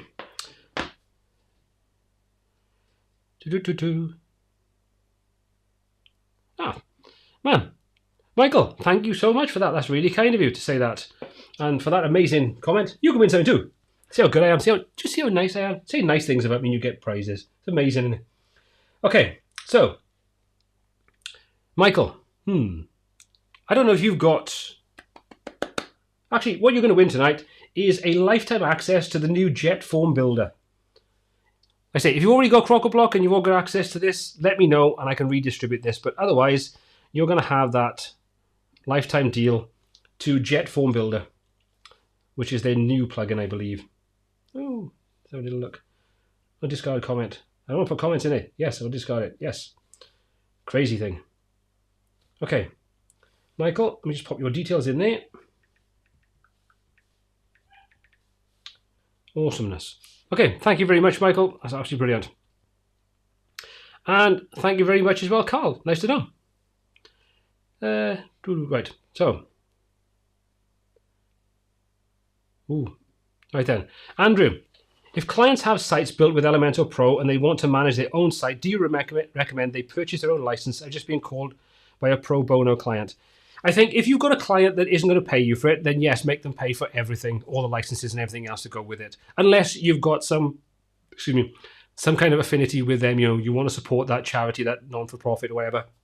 But otherwise, the onus comes on you then to keep that license kind of thing going. So I would say let them have that responsibility. They're not paying for the development and the most expensive part of it anyway.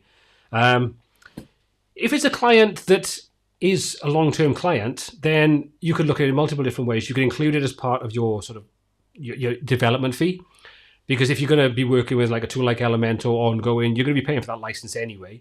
Or you can just build them annually for whatever you want to call like a maintenance plan, a software plan, a license plan, whatever you kind of want, and include all the license fees inside that side of things as well. So there's lots of different ways you could handle it, but that's what I would kind of say. If it's completely pro bono, let them pay for the license. Otherwise, you could end up, potentially keeping that going long term and costing you money. That's what I would do anyway. Vishal. Sir, I watched all video. Please give away, sir. Me, sir, please, sir. All right then, Vishal. I will give you a prize. Let's have a little look. What are you gonna have? I tell you what. I'm gonna give you Swift Control Pro. There we go. So, Swift Control. Yeah, Swift Control Pro. A lifetime deal for that. So if you make sure you drop me an email, 100k@wptets.co.uk. and you will have that license. So let me just make a note. So it's Vishal Kumar. Okay. Sometimes they say, ask and you shall receive, and that's always nice. When you plan to do your next webinar? That's a good question. I don't really know just yet. If there's enough takers, hopefully this month. So if you're interested, make sure you hop over to the Facebook group, which is wptets.co.uk/Facebook. Join up there, and there's a post sticky at the top letting you know about it. Okay, right, we're going to do a quick run through until I find. I'm just going to quickly scroll through and going to stop on. Okay, let's just check. I want to give 2 prizes away. Okay, Technoblog. Oh, you already answered that question. Do apologise. Man, I keep clicking on the same people who already won things. John Davis, what's the plant on your left? Looks lovely. It's a fake IKEA plant. But they're great. You don't need to water them, which is awesome. And you're going to win a prize. So, John, I don't know if you've already got it, but now you've got dynamic content for Elementor lifetime deal. So, congratulations. John Davis. Remember, just hit me up, on that email. Okay. Whew. The admin bar. Wait, all we got to do is ask for a video testimonial. Yes, please. But you've got to create something that I want to give a testimonial on. I mean, do you actually create anything? I'm assuming this is Kyle, obviously, you know, dodgy kind of geezer. You know full well if you want a testimonial, just hit me up. You know that. I like what you do. Charlie Bird, Paul, you were just great. Well, thank you very much. Flattery will get you everywhere. I won a game of football the other night. Go Wales. Now it's just the English to beat Scotland tomorrow. You're one of the most trustworthy persons I've met. Oh, that's very nice to know. And, Charlie, I'm a sucker. All I'm going to say is, you, sir, get... Do you know what you're going to get? You're going to have a lifetime deal of Brizzy. Yes, you're going to get Brizzy Pro for free, for life.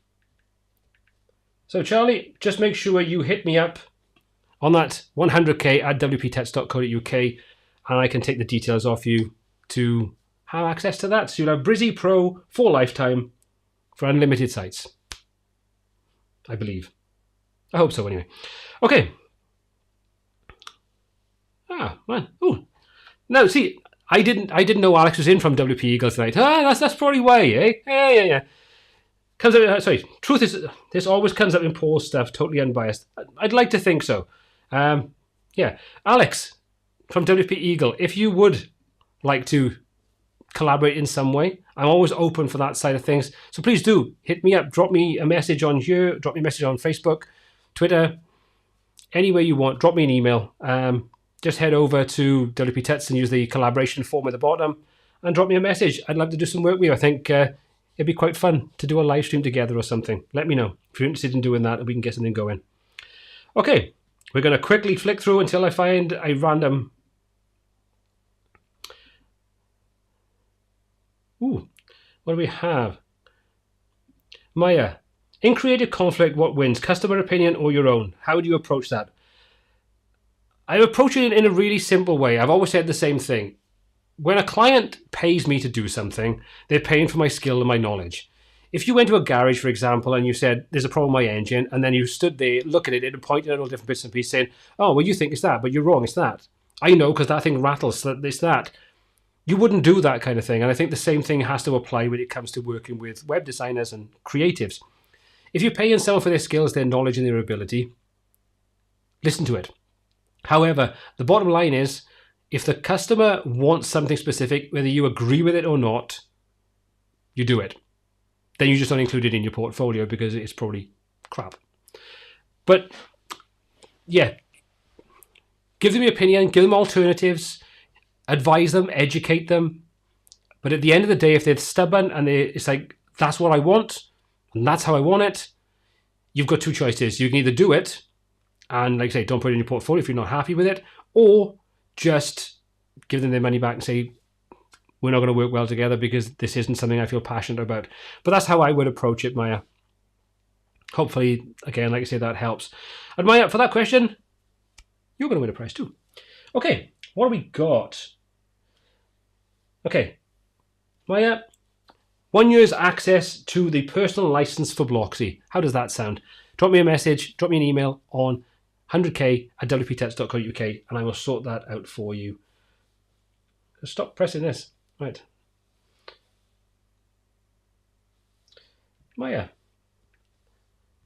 Nikolova. I think that's right now. Yeah, Nikolova. So, I hope you're enjoying having these prizes tonight. I hope it's one of those things that's a bit of fun. But I'm going to say I'm going to give it another couple of minutes because I just realized we're almost 2 hours in. So, what I'm going to do is, if you want to have a chance of winning something, so I've still got a pile of prizes here that haven't been won. Drop me an email at 100k at wptets.co.uk and just put in the title, I want to win something. Okay, so 100k at wptets and the subject line of I want to win something. And what I'll do is I will randomly pick however many different prizes I've got left over.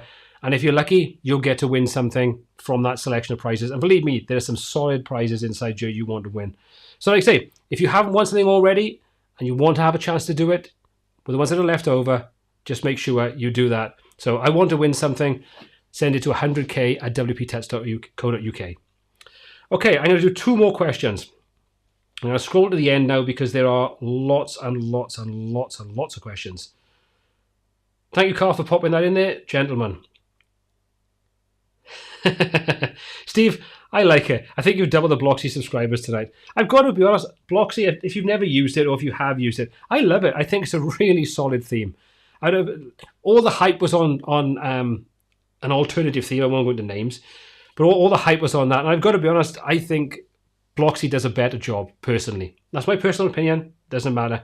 But the developers behind it are open and supportive of their community. And I love that kind of thing. I love developers that are active, they listen to what people want, and they interact with people. That, to me, is the sign of a good development team. Toby, how do you manage your time freelancing and creation? Good question. Badly, I think is the answer. But to be honest, it's one of those things that I probably do so little client work these days over and above maintaining sites and things like that, that I don't have to worry too much about it. In the early days where I was doing both, then it was literally a case how I would do my 40-hour work week as my business, and then my spare time would be taken up with the content creation and, you know, the YouTube side of things and all that side of things. So it really comes down to, if you have a family or if you have a partner, will they support and understand what you're trying to do? Will they see the bigger picture further on down the line? Thankfully for me, my partner did see that this was something that would ultimately take us in a direction we probably wouldn't have gone in a positive way, and was understanding enough to let me push forward with that side of things. So it is a key to it, I've got to be honest. So hopefully, Toby, that will help. We're going to have one more question, and then I'm going to wrap it up tonight because there's a lot of things inside you. Carl, are you monitoring the prize email, Addy? Yep, he is. He's awesome. Okay. We're going to have one more. Let me just quickly flick through until I find something. Wow, there's so many questions inside you that it's hard just to sort of find something that... Duad, what about me? Okay. What am I going to give you? Oh, hang on. Did I just... Ooh. Okay. How does... Duad, you're going to have a lifetime license to dynamic content for Elementor. How does that sound? Does that sound cool? Like I say, if you've already got it, let me know and I'll find an alternative price. Just let me know. But other than that, Duad, you're going to have a lifetime access to the dynamic content for Elementor, the professional plan. So just make sure you drop me an email later on, just so you can have access to that. You can pass your details on, and you'll be signed up, and you'll have your copy of dynamic content for Elementor. Okay, we are going to have, meh, which is brilliant, by the way. I love that name. How do you deal with penny pinching clients? You don't work with them. Simple as that. If you want to know a red flag, one of the red flags is when you get someone that comes along and says, I want a website that does this, this, this, and this. How much is that going to cost me? And then you give them the quote and they go, ooh, now I've got a cousin's pet dog who went to Crufts once and he's going to build me a website for 39 penny dollars. You then just say, crack on. Because those are the clients that will question every decision you make. They will second guess you. They will want everything for nothing, and they're just not worth the hassle. So just ask yourself, is this a client you want to work with? Is this someone you would want to work with for the next 10 years? Because believe me, you will have clients you work with for that long and longer. If the answer is no, don't sign them up. Simple as that. They're not worth the effort. And for that question, and that being the last question, make sure you drop me an email at 100k@wptext.com, because you're going to win an annual subscription to Design Modo's startup plan. Don't know why I just put startup in there. We're going to put Met in there because that's just an awesome name. Okay, right. There's still a ton of different prizes, and I don't want to just sort of throw these out willy-nilly. So like I say, drop me an email on that 100k@wptext.co.uk. with the subject line of I want to win something, and everybody else that has been notified has been winning, and I've made notes of all the names and things so I can cross-check and pass details on. Please do make sure that you email me at 100k@wptuts.co.uk, just so I've got your details, your email address that you want to register it with, and I'll pass that on to the relevant company so they can set you up, and you'll have then all the details to log in to get your access to your account, whether it's a lifetime deal or an annual subscription, which you get the first year for absolutely nothing. But what I want to say is thank you so much for being part of my 100k celebration tonight. Hope you've enjoyed it. It's been a great fun to answer as many questions as possible, and I know there's tons and tons more, and I will try to answer some more of those in the comment section a little later. Once I've had a few more beers and I've got past this, so the next couple of days I will do my very best. But thank you so much. I hope you enjoyed the rest of your day wherever you are. Thank you for being part of the 100,000. Thank you for being involved in tonight, and I will see you very soon. Take care, look after yourselves, and have a fantastic day or evening.